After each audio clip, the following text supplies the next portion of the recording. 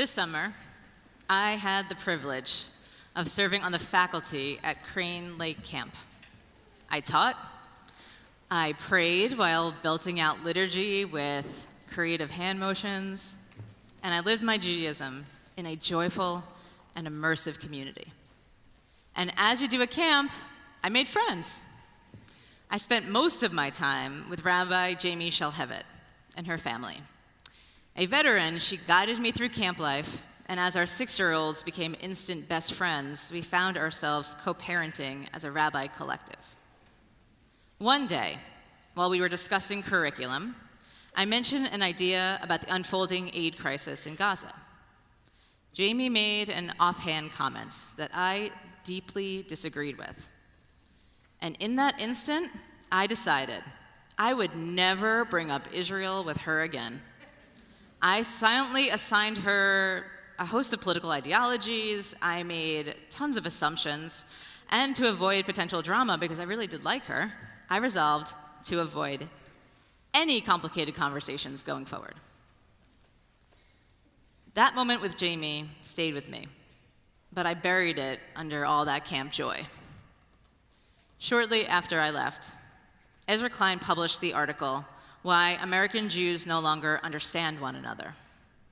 He describes a polarization in the Jewish community that threatens to create lasting fragmentation.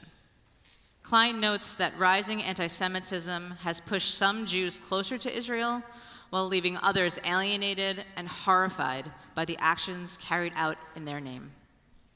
What struck me most wasn't Klein's diagnosis, but how wrong it felt. Jewish tradition was forged through holy argument. But today, the existential crisis of 21st century Judaism is our inability to tolerate one another. We turn debate into broken relationships, retreat into bubbles, and silence ideas that challenge us. As Rabbi Zecher taught last night, we have forgotten how to argue well, and there is much we need to do in order to relearn how to engage and stay in community.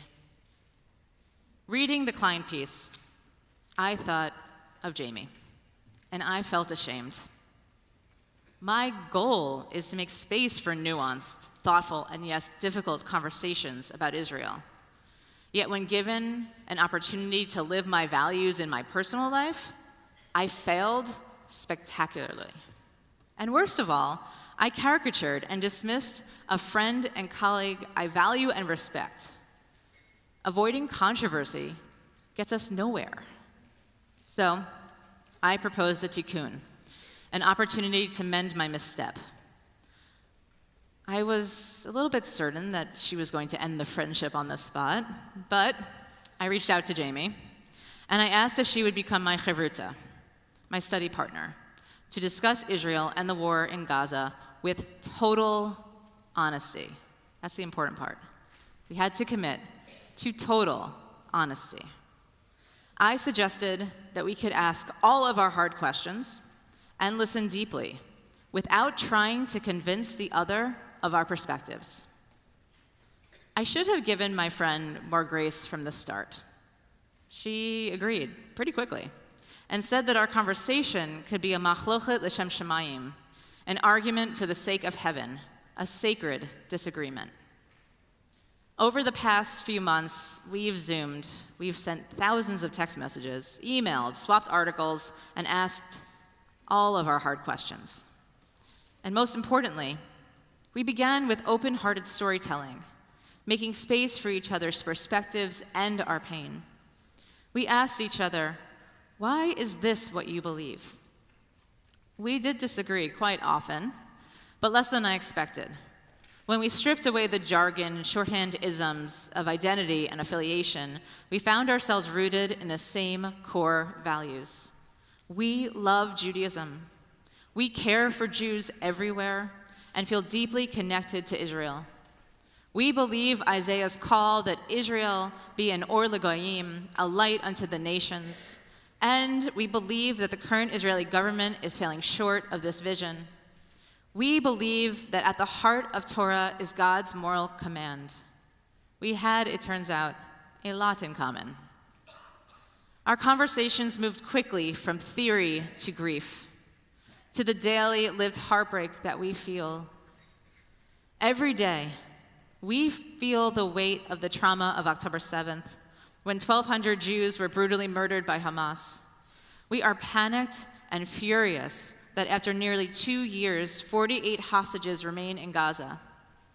And we are both heartbroken that this terrible war with its staggering human cost still rages on. Each day, innocent Palestinians in Gaza, ordinary people struggling to survive, are caught in the crossfire between two forces committing to destroy the other. Meanwhile, millions of ordinary Israelis live with existential fear and dread, and the devastating knowledge that the world is turning its back on them. I noticed the moments we made each other very uncomfortable.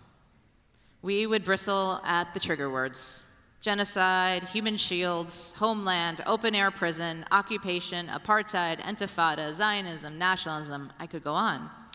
Our instinct, when faced with one of these words, was typically fight or flight. But to stay in conversation, we had to learn to ask, what do you mean by that? In our pain, in our discomfort, we asked each other, why does this upset you so much? And what I found revealing and often frustrating was that our sharpest disagreements weren't about values. Our disagreements were about how we process and interpret the news. We read very different articles from very different sources. So together, we went on a path of exploration. We read a Fox News article about a Palestinian food aid worker who faced harassment and lawlessness in Gaza. Her report, was from last February, before Israel's aid embargo in March, yet the article and the news was published in August, just as headlines about famine were coming to the fore. Together, we listened to a podcast featuring a young Palestinian journalist describing his family's losses, horrific indignities, and struggle for food and shelter. He repeatedly deflected questions about Hamas and its role, and portrayed Israelis as a monolithic entity. We went in circles. Do we trust the numbers, the photos, the journalists abroad, or the teenagers posting TikToks from Gaza? It was fascinating to see which sources made Jamie furious and which made me roll my eyes, and vice versa. Much of the world is caught in this cycle of rage and self-righteous indignation, and that is all by design. So what can we believe in a culture designed to stoke rage rather than demand moral clarity? Where do we even begin? Maimonides, the great Jewish philosopher, turned to the story of Adam and Eve to ask, how do we know what to believe? He notes that before eating from the tree, Adam and Eve had intellect, but not moral discernment. When the serpent urged Eve, she couldn't ask it, what's in it for you?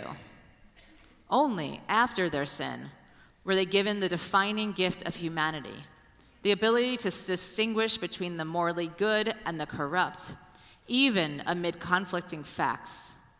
Adam and Eve lost paradise, but for us, they gained a moral compass. This is not just theology. It's a framework for this moment. We live in a world of conflicting truths and so many opinions.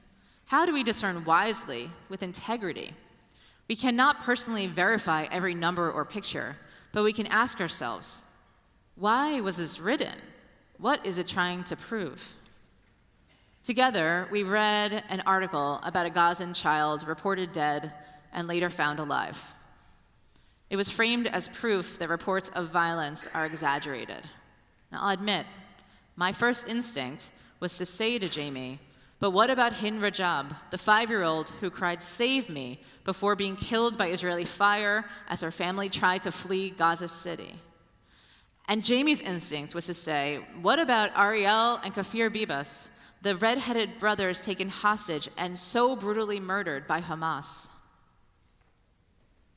We took a breath, and together, we realized that both of our instincts were absurd. Arguing trauma with trauma is an unending trap.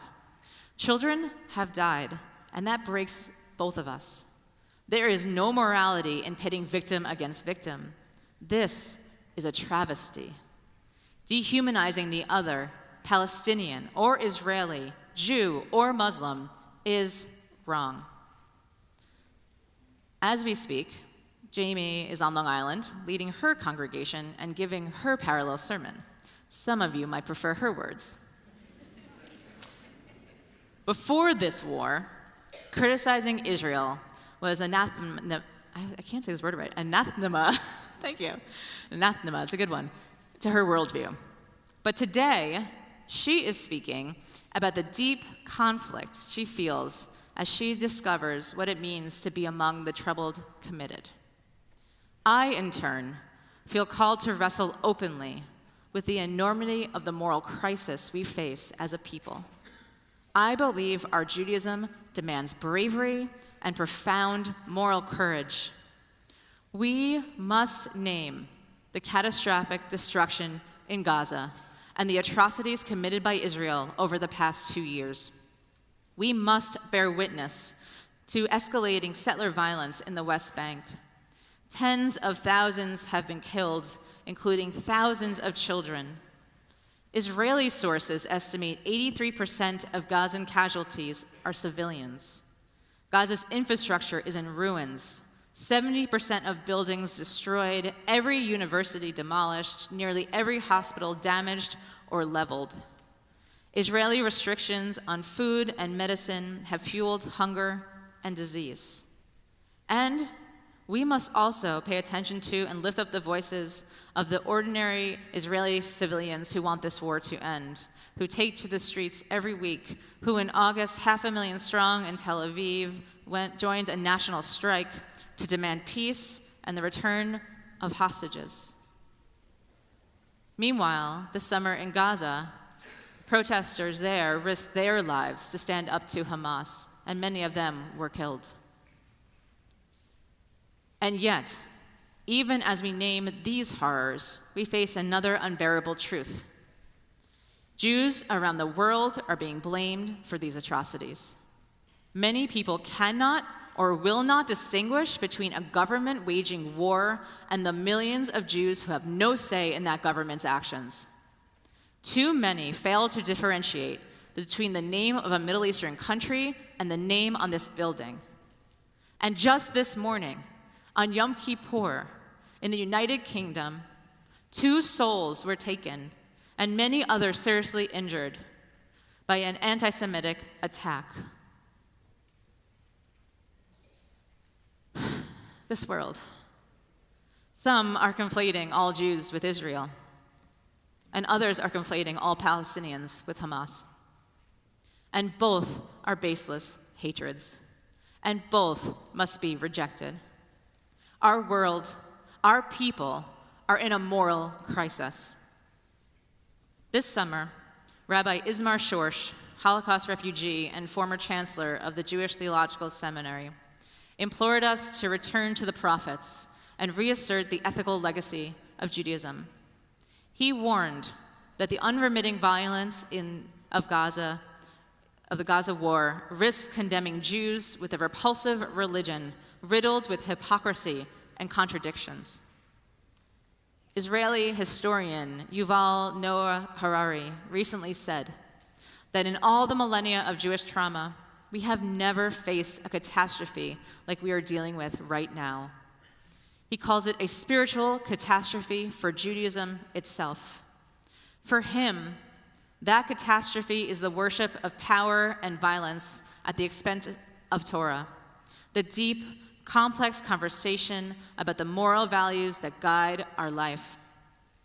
Both Shorsh and Harari implore us, do not look away.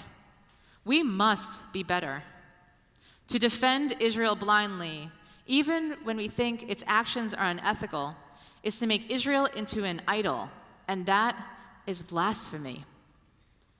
And that does not make us a friend to Israel. We are no friend to Israel if we let our cognitive dissonance excuse brutality and extremism. And we are no friend if we give up on the values of democracy, religious pluralism, and commitment to international law found in Israel's Declaration of Independence. Deuteronomy warns us about the pitfalls of human power. God tells Moses that Israel will one day demand a king, so they could be like all the other nations. God does not forbid this, but warns that a king will hoard wealth and take their children for war and his pleasure. The safeguard that God provides is that the king must keep a Torah scroll beside him always, to learn awe of God, so that his heart not be raised above his brothers. Human authority is our choice, but God has imposed some limits. All Jews, even kings or presidents or prime ministers, if they're Jewish, are subject to Torah's moral law. But putting our Torah into practice in the real world is no easy task. Rav Joseph Soloveitchik offered this prophetic warning 10 years after the birth of the state of Israel. He said, "The Jew has experienced persecution and brutality. We never had political power. Now, with the state of Israel, the test has come. Will we behave like any other state? Will we restrain ourselves from practices that conflict with basic Jewish ethics? If the state of Israel does not live up to Jewish ethics, people will reinterpret Jewish history in a whole different light. The question is not whether Israel will defeat the Arabs on the field of battle, but whether we will defeat the evil within our own community and be victorious in this field." What would Soloveitchik say today, seeing how we are using this precious and miraculous gift of self-determination? How would Yitzhak Rabin respond to the Gaza war? What would he say to the Jews, the settlers, who commit murder in the West Bank and often are not faced with any sort of trial or punishment? In 1994, after a Jewish terrorist murdered 29 Muslims in Hebron, this is what Rabin said: "I am shamed over the disgrace imposed upon us by the degenerate murderer. You are not part of the community of Israel. You are an errant weed. Sensible Judaism spits you out. You are a shame on Zionism and an embarrassment to Judaism." What would Rabin say to us today? How would he react to Kahanists in power who advocate expulsion, violence, and justify bombings that risk the lives of our hostages? What would he say to the protesting hostage families, maligned by the government meant to protect them? Soloveitchik and Rabin's voices are not merely historical. They call to us today. What kind of Judaism, what kind of Israel must we build together? My friend, Jamie, has asked me several times, "So, what do you think should be done?" And my first instinct is usually to ramble about the return of the hostages, about an immediate ceasefire, about the total and complete replacement of Hamas, aid for Gaza, anything to lessen the suffering. And today, I am praying that the current deal on the table finally ends the bloodshed.